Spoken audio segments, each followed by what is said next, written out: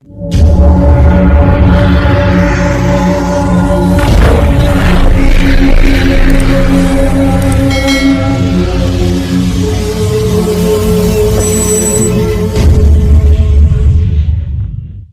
व्याकरण से आज हम लोग अलंकार को पढ़ेंगे।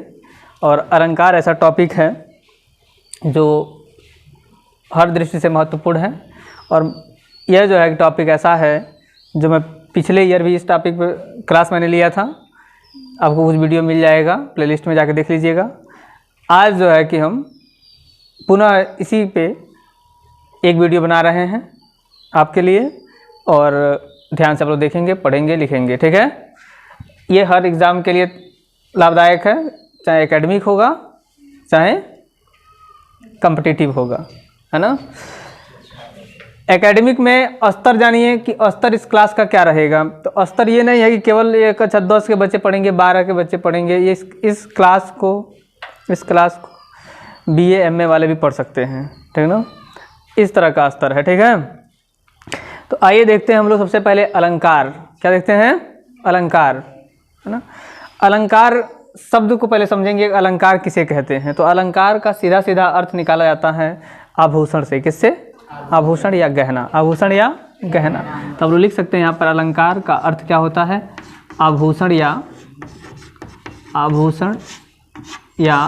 गहना।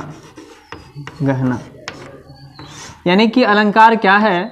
गहना है। अलंकार क्या है? गहना है। गहना है तो किसका गहना है? आभूषण किसका है? काव्य का। किसका? काव्य का गहना है ना।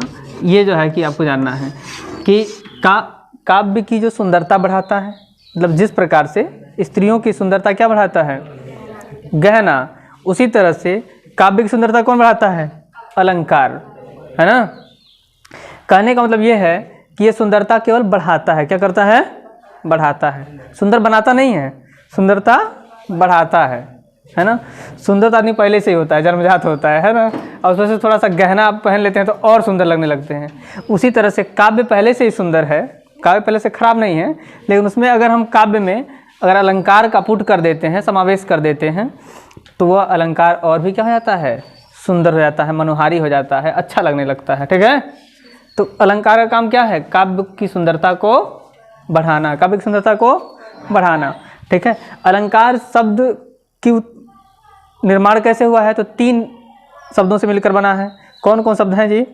तो अलम धन क्री धातु है। क्री क्या है? धातु है। और घई प्रत्यय। कौन सा प्रत्यय है? घई प्रत्यय। देखिए अलम धन क्री धन घई, है ना। अलम माने क्या होता है? अलंकृत करना, भूषित करना, सुंदर बनाना। क्या करना? सुंदर बनाना। अलम का अर्थ होता है। क्री क्या है? धातु है। क्री क्या है? धातु है। क्री का मतलब होता है करना। क्री का मतलब क्या होता है? करना। ये धातु का चिन्ह है। धातु का क्या है? चिन्ह है। जहाँ भी आप संस्कृत पढ़िएगा उसमें धातु रहेगा, लिखा रहेगा, उसको आप ऐसे जो है कि रूट के चिन्ह से दर्शाते हैं। हम लोग गणित में इसको रूट पढ़ते हैं। क्या पढ़ते हैं? रूट। और यहाँ पे ये धातु का चिन्ह है। किसका चिन्ह है जी? धातु का चिन्ह है। कहीं भी अगर धातु लिखा होगा तो उस पर ऐसे आप देखिएगा संस्कृत में रूट लगाया गया रहता है, ठीक है। उसको हम लोग धातु पढ़ते हैं। क्या पढ़ते हैं? धातु। तो ये क्री धातु है। क्री का मतलब होता है करना। क्री का मतलब क्या होता है? करना। तो ये क्या करता है? अच्छा, घई का आपको बताए थे कल ही हम आपको प्रत्यय पढ़ाए थे कि प्रत्यय का कोई जो है कि स्पेसिफिक अर्थ नहीं होता है कि यही जो है उसका अर्थ होगा, ठीक है ना। तो घई बस उसको सही करने के लिए, शब्द को पूर्ण बनाने के लिए उसका प्रयोग किया जाता है प्रत्यय का, ठीक ना। तो ये क्या है? अलम धन क्री धन घई। अलम धन क्री धन घई, ये 3 जो है कि शब्द हैं। यहाँ पे देखिए, इसका मतलब ये हो गया कि अलंकृत करना। क्या हो जाएगा? अगर इसका हम अर्थ निकालेंगे तो क्या होगा? अलंकृत करना। यानी कि काव्य में अलंकार क्या करता है? अलंकृत करता है, सुशोभित करता है, सुंदर बनाता है, ठीक है ना। किसको? काव्य को, है ना। कुछ विद्वान इस पे अपना जो है कि क्या किए हैं? मत दिए हैं, अपना विचार दिए हैं कि अलंकार का परिचय दिए हैं। कैसे? आचार्य दंडी हैं, इनका नाम जो है कि आप लोग सुने हैं काव्य में, आचार्य दंडी, ठीक है ना। आचार्य दंडी जो है बताते हैं कि काव्य शोभाकरान धर्मान अलंकारान प्रचक्षते। याद कर लीजिएगा इसको, इस लाइन को। आता है एकेडमिक में भी, तो वहाँ पे लिख देंगे कॉपी में। ऐसे भी अगर आ जाता है कंपटीशन वाले एग्जाम में भी कि ये लाइन किसका है, ये पंक्ति किसका है, तो आप बताएंगे आचार्य दंडी का। किसका है? तो काव्य शोभाकरान धर्मान अलंकारान प्रचक्षते, कहने का इसका अर्थ क्या होगा? अब लिखेंगे अर्थात काव्य की शोभा बढ़ाने वाले धर्मों को क्या कहते हैं? अलंकार कहते हैं। तो काव्य की शोभा बढ़ाने वाले धर्म, धर्म क्या है? गुण। धर्म क्या है? गुण। तो जो काव्य की सुंदरता बढ़ाता है वह गुण, जो काव्य की सुंदरता बढ़ाता है वह क्या है? अलंकार है। किसके अनुसार? आचार्य दंडी के अनुसार। तब लिख सकते हैं कि काव्य की शोभा बढ़ाने वाले धर्मों को क्या कहते हैं? काव्य की शोभा बढ़ाने वाले,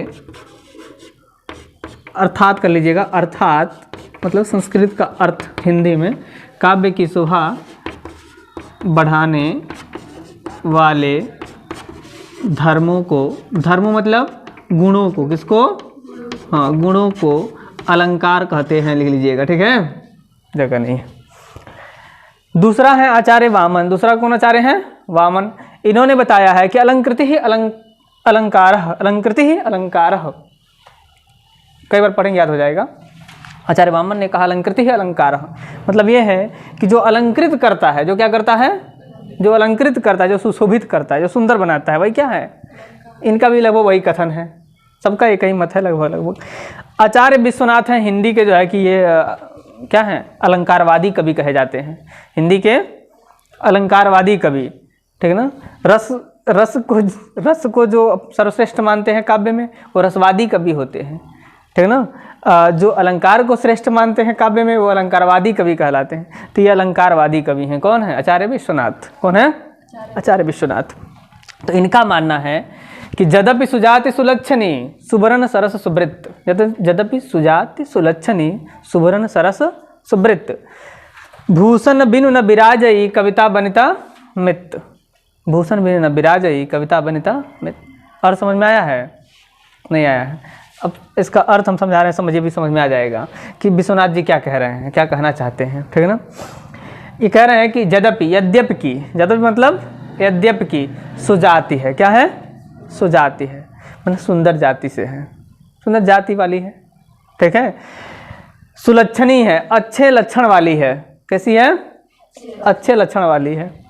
सुवर्ण है, यानी सुंदर रंग वाली है। वर्ण माने वर्ण, रंग, सुवर्ण, सुवर्ण, ठीक है ना, अच्छे रंग वाली है।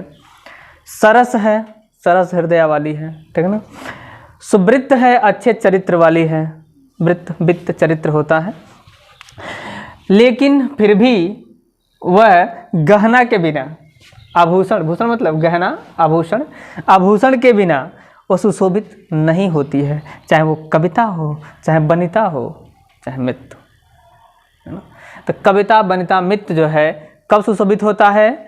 भूषण के साथ। किसके साथ? भूषण के साथ, ठीक है ना। तो भूषण के बिना क्या होता है? सुशोभित नहीं होता है, चाहे कविता हो, चाहे वनिता। वनिता माने स्त्री, वनिता मतलब क्या होता है? स्त्री। चाहे स्त्री हो, चाहे कविता हो, दोनों की सुंदरता किससे बढ़ती है? आभूषण से। काव्य की सुंदरता अलंकार वाली आभूषण से, स्त्री की सुंदरता गहने वाले आभूषण, ठीक है ना। आभूषण का मतलब दो है यहाँ पे, अलंकार का अर्थ आभूषण है, एक गहना का अर्थ भी वही है, ठीक है ना, जो सोने, चांदी, हीरे, जवाहरात आदि के बनाए जाते हैं। लिखिए अलंकार के भेद, अलंकार के भेद। देखिए अलंकार के मुख्य 3 भेद हैं। वैसे तो कहीं कहीं लिखा होता है मुख्य 2 भेद हैं, ठीक है ना, लेकिन अब लिख लीजिए 3 भेद हैं। कितने भेद हैं? 3 भेद हैं। कई किताबों में लिखा है 2 भेद हैं, एक शब्दालंकार, एक अर्थालंकार, लेकिन आप लिखिएगा 3 भेद हैं। कौन कौन? हाँ लिखिए, शब्दालंकार, हाँ पहला है, दूसरा है अर्थालंकार, क्या है? अर्थालंकार, और तीसरा लिखिएगा उभयालंकार। क्या लिखेंगे? हाँ, उभयालंकार, है ना। अच्छा, उभयालंकार को और भी कहते हैं, क्या कहते हैं जल्दी बताइए? उभयालंकार को कहते हैं आधुनिक या पाश्चात्य अलंकार। आधुनिक या पाश्चात्य अलंकार इसी श्रेणी में रखते हैं। कई किताबों में इसको अलग रख देता है, ठीक है ना। लेकिन हम इसको इसी श्रेणी में रख लेते हैं, आधुनिक या पाश्चात्य अलंकार को, उभयालंकार की श्रेणी में। ठीक है,